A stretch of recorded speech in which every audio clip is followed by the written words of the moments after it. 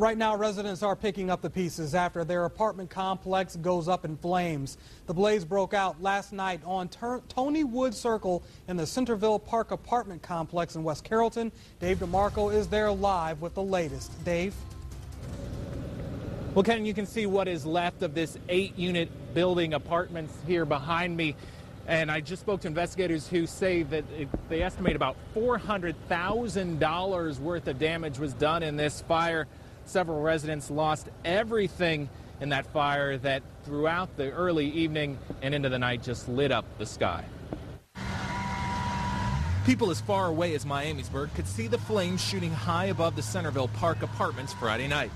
Firefighters got the call about the blaze ripping through the townhouse apartment building a minute before 8 o'clock. The same time, Robert Totten got a call from his wife, who could see the thick smoke billowing above their apartment building, and told him to get out.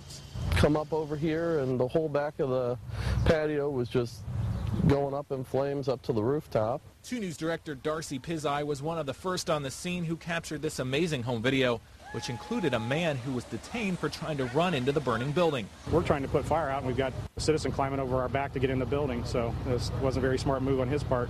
He was later released and told officials he thought his kids were inside that burning building.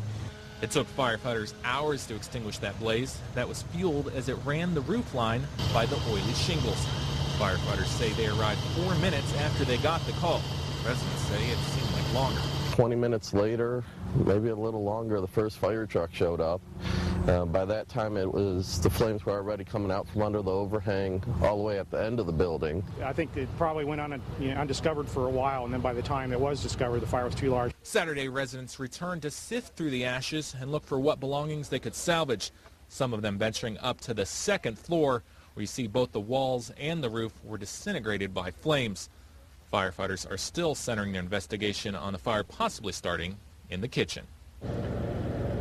And a lot of those residents are still out here. You see the open door and some of the items they've placed out there by the fire line. Now, if you want to help the victims of this fire as they try to find any items just to get by, the clubhouse here at Centerville Park Apartments is accepting donations. The Red Cross is helping the families throughout the weekend with a place to stay, and the complex managers say that they are then going to try to find some vacant units for them to live in come on Monday. Reporting live, Dave DeMarco, 2 News on your side.